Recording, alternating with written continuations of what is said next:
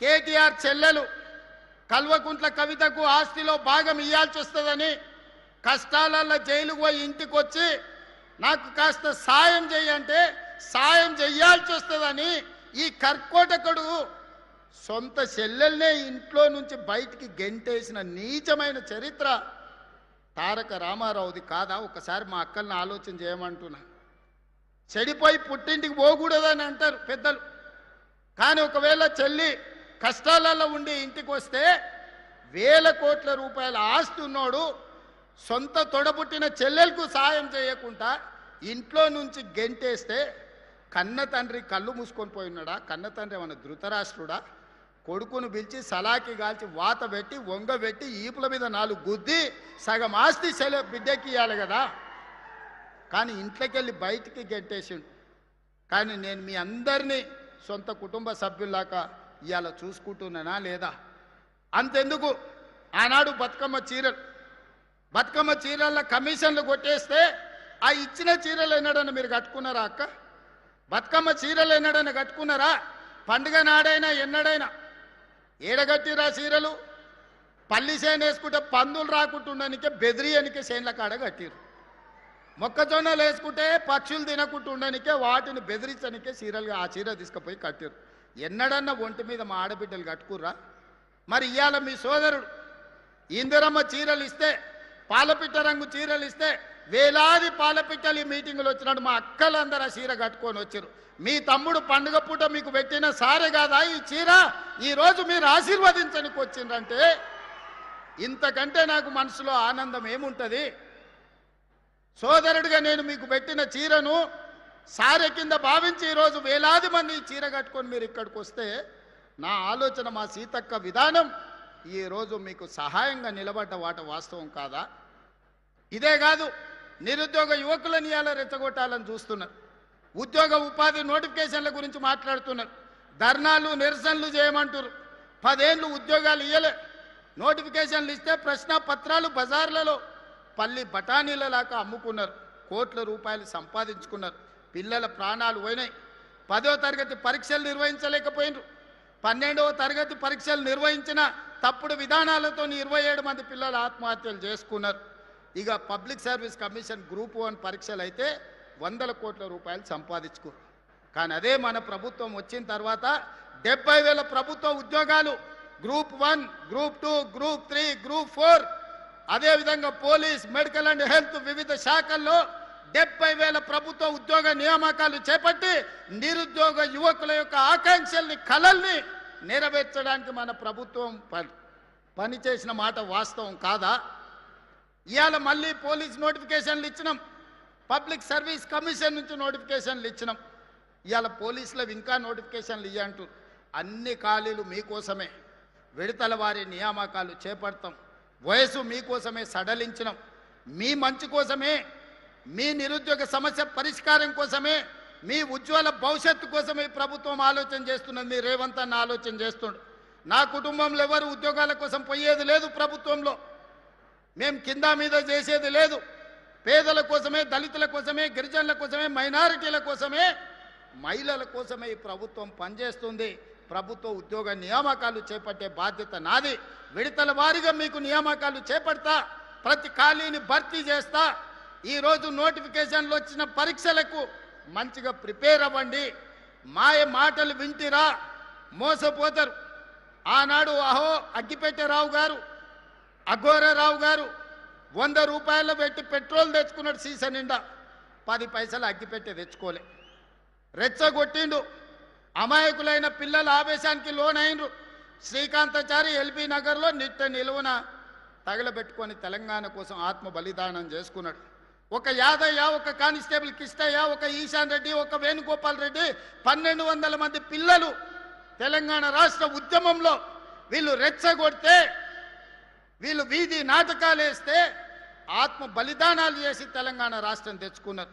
కానీ చంద్రశేఖరరావు గారి కుటుంబంలో ఎవరికన్నా అగ్గిపుల్లంతనన్నా చేతి గాలిందా? ఎవరన్నా కుటుంబం వాళ్ళ బంధువులలో ఎవరన్నా తెలంగాణ కోసం ప్రాణత్యాగం చేసిండ్రా?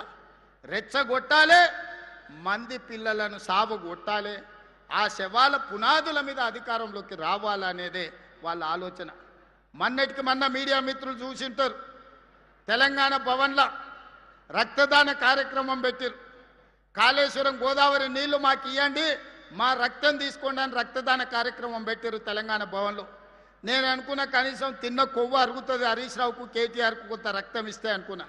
వాళ్ళ కుటుంబంలో ఒక్కడు కూడా ఇయ్యలే.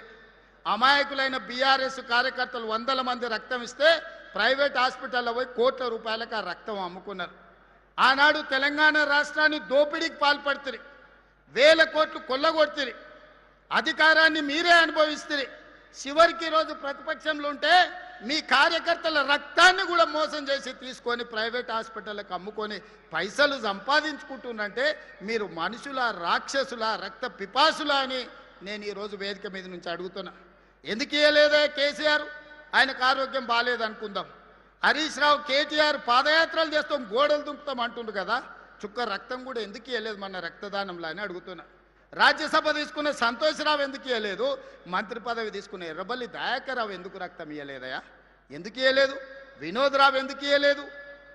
వాళ్ళు మాత్రం ఏమి ఇయ్యరు, సిల్లు గవ్వియ్యరు, సుక్క రక్తం పొట్టివ్వరు.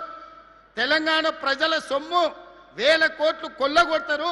చివరికి కార్యకర్తల రక్తాన్ని కూడా అమ్ముకునే రక్త పిపాసులు ఈరోజు కేసీఆర్ కుటుంబం అని నేను చెప్పదలుచుకున్నా.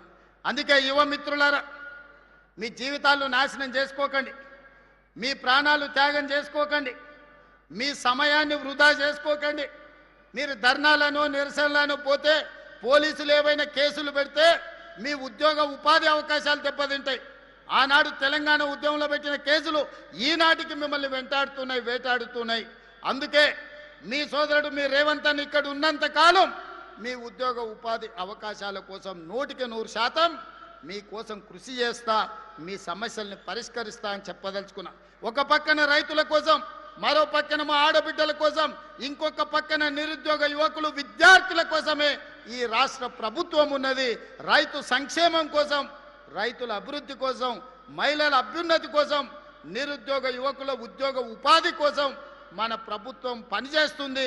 నిండు మనసుతో మీరు ఆశీర్వదించండి. అదేవిధంగా నిన్న మన వాళ్ళు మాట్లాడి చర్చిద్దాం, సవాలు చేద్దామని శాసనసభలో. మళ్ళీ చెప్తున్న మీడియా మిత్రులారా రాసుకోండి, సెప్టెంబర్లో శాసనసభ సమావేశాలను పెడతాను. నేను ఒక పోలిక నేను మీకు చెప్పదలుచుకున్నా. ఆనాడు చంద్రశేఖరరావు గారు ముఖ్యమంత్రి అయ్యిండు. చంద్రశేఖరరావు గారు ముఖ్యమంత్రి అయితే హరీష్ రావు గారు, తారక రామారావు గారు మంత్రి అయ్యిండ్రు. నేను ముఖ్యమంత్రి అయితే మా సుయితక్క, కొండా సురేఖని మంత్రులను చేసిన నేను. ఆనాడు చంద్రశేఖరరావు ముఖ్యమంత్రి అయితే ఆయన ఎర్రబల్లి దయాకర్ రావుని మంత్రిని చేసిండు. నేను ముఖ్యమంత్రి అయితే మా అడ్లూరు లక్ష్మణ్ని నేను మంత్రిని చేసిన. ఆనాడు చంద్రశేఖరరావు గారు ముఖ్యమంత్రి అయితే ఆయన బిడ్డను ఎంపీ చేసుకున్నాడు, ఓడిపోతే ఎమ్మెల్సీ చేసుకున్నాడు. నేను ముఖ్యమంత్రి అయితే మా చెల్లెలు డాక్టర్ కావ్యను పార్లమెంట్ సభ్యుడిగా చేసిన, యశస్విని ఎమ్మెల్యేగా చేసిన నేను. ఆనాడు చంద్రశేఖరరావు ముఖ్యమంత్రి అయితే జోగినిపల్లి సంతోష్రావు సడ్డకుని కొడుకుని రాజ్యసభ చేసుకున్నాడు.